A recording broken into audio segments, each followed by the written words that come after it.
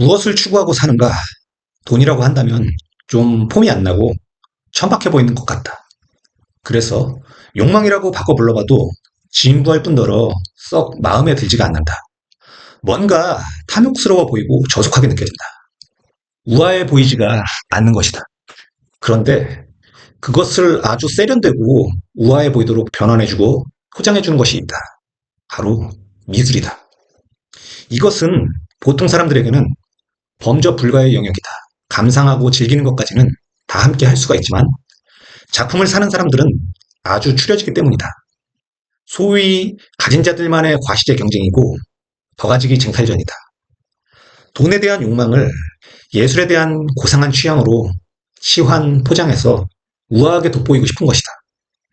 많이 가진 자들의 과시욕을 아름답게 포장해서 천박해 보이지 않고 기품 있어 보이며 더 빛나게 해주는 것은 단연코 미술이 최고이다. 이것은 세상을 비판하거나 가진 자들에게 빈정거리는 것이 아니다. 못 가진 자들은 그것이 속물적이거나 도덕성이 높아서 안 그러는 것이 아니고 단지 그럴 돈이 없기 때문이다. 돈이 있다면 사람들은 다 거기다.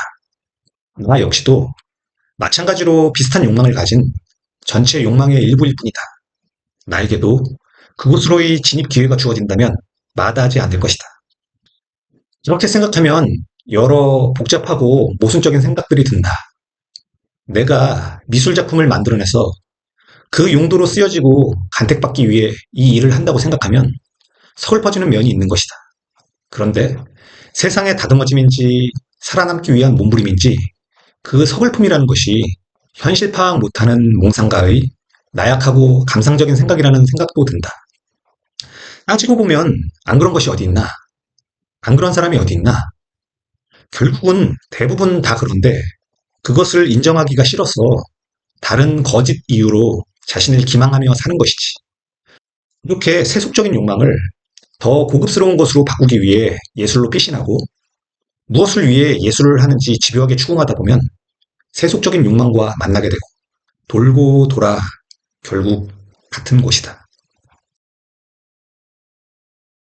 미술에 있어서 컬렉팅이나 투자와 상관없는 감상이라면 남들 기준 따라갈 필요 없다.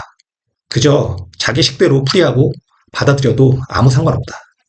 그런데 미술 작품을 수집하고 투자하는 컬렉터라면 남들의 의견과 객관적인 평을 무시할 수는 없다.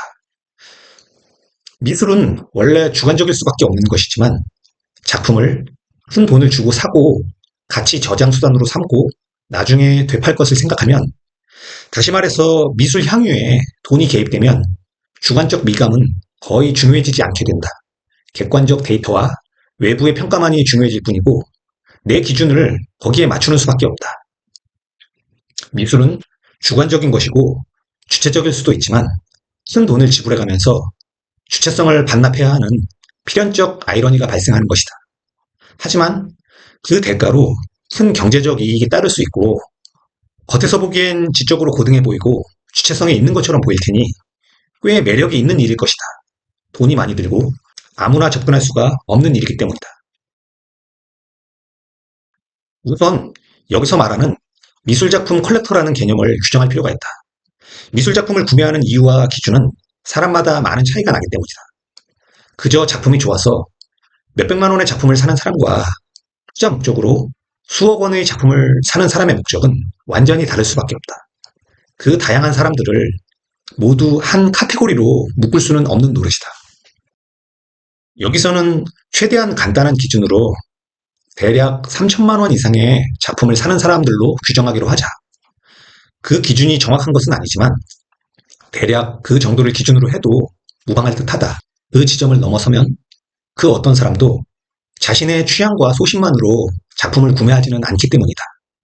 컬렉터의 철칙 중에 자신의 눈을 믿지 마라. 네가 좋은 게 아니다. 라는 말도 있지 않을까? 세상 대부분의 것들은 다 표면과 실질이 다르다. 미술 시장은 공식적인 자격 제한은 없지만 실제로는 가장 진입 장벽이 높고 극소수의 가장 많이 가진 사람들만이 제대로 참여할 수 있는 곳이다. 선택된 소수만이 참여할 수 있는 미술 작품 수집은 세련되고 지적으로 보이고 남들로부터 부러움과 선망의 대상이 되기에 적합하다. 많이 가진 사람은 그것을 과시하고 싶은 욕구가 있기 마련인데 아무나 가질 수 없는 명품 시계와 가방, 그들끼리만 알아보는 명품 옷, 값비싼 외제차, 사는 지역, 집, 누리고 있는 문화생활 수준 등을 통해 그것들을 드러낸다. 그것들을 막 의식하고 보여주고 자랑하고 싶어 하는 사람도 있고 자연스럽고 완벽하게 그런 것들에 스며들고 동화가 되어 있어서 과시하려는 특별한 의식이 없어도 과시가 되는 사람도 있다. 티내지 않으려는 사람도 돈이 많은 것이 죄도 아니고 숨겨야 될 일도 아닌데 그것을 애써 감출 필요까지는 없다. 그런 사람도 그저 자신의 기준과 방식대로 살 뿐인데 어쩔 수 없이 부티는 날 수밖에 없다. 그리고 과시제의 끝판왕은 미술작품이다. 인간의 삶이라는 것은 결국 욕망을 추구하는 일이며 인생의 많은 시간을 그 욕망을 예쁘게 포장하는 데 쓴다. 그 욕망의 세부적인 부분은 사람마다 다를 수 있다. 어떤 이는 예술을 추구하고 어떤 이는 쾌락을 추구하고 어떤 이는 지식을 추구하고 어떤 이는 물질을 추구하고 다 다르기 때문에 그것을 단순 비교하는 것은 불가능하다. 그 불가능한 것을 비교 가능하게 해주는 것이 바로 중간 번역 매체인 돈이다. 한 번의 변환 과정만 거치면 인간의 욕망은 통합된다. 더 많이 가지고자 하는 욕망, 나보다 많이 가져선 안 된다고 생각하는 자에게 추월당하기 싫은 승부욕, 이익분배 파티에서 나만 소외될지 모른다는 두려움, 날 것 그대로가 드러나면 추하기도 하고 자존심 상해서 감추고 싶은 욕망을 숨겨주고 세련되게 포장해주는 것 중에 미술만한 것이 있을까? 단연코 없다. 그것이 최고이다.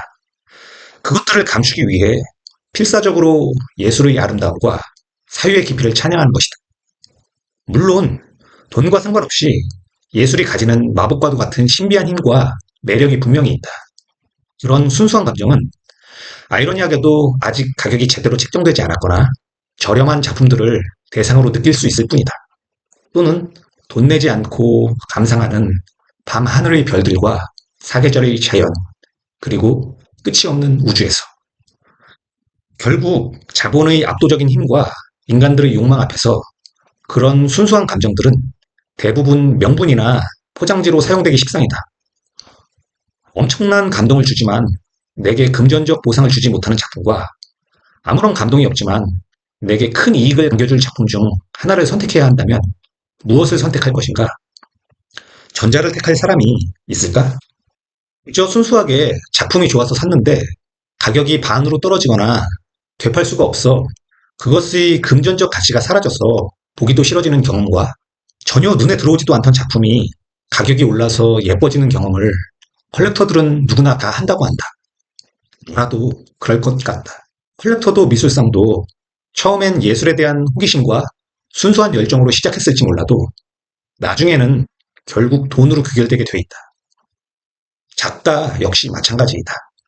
처음에는 예술에 대한 순수한 동경과 가슴 뜨거운 그 무언가로 시작했을지 몰라도 나중에는 결국 돈으로 도착하게 되어 있다. 그것을 추하다고 볼 수도 있지만 그 추한 시선으로 바라보는 그 사람도 위선의 추함에서 벗어날 수 없는 우리는 대부분 그런 존재이다. 얼마나 살겠다고 조금이라도 더 가지겠다고 악다구니를 쓰다가 가는 존재들 아닌가? 고가의 미술작품을 사서 모으는 것의 본질은 결국 자랑과 자본 경쟁과 수익성이다. 다른 고상한 이유로 아무리 포장을 해도 결국에는 그것이다. 가장 좋은 작품은 결국 가장 비싼 작품이다.